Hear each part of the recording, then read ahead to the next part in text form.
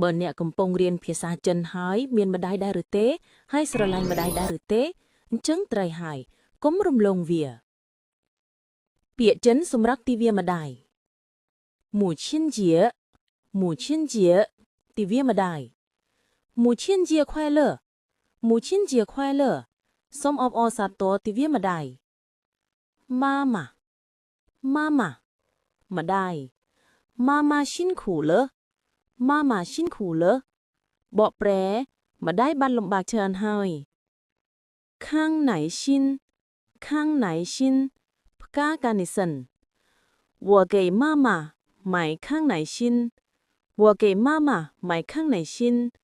ខ្ញុំបានទិញផ្កាការនិសិនឲ្យម្ដាយ礼物礼物អំណោយ我送妈妈母亲节礼物我送妈妈母亲节礼物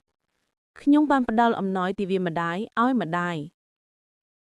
បើគិតថាមេរៀននេះមានប្រយោជន៍សូម share ហើយ follow សូម comment ថា OK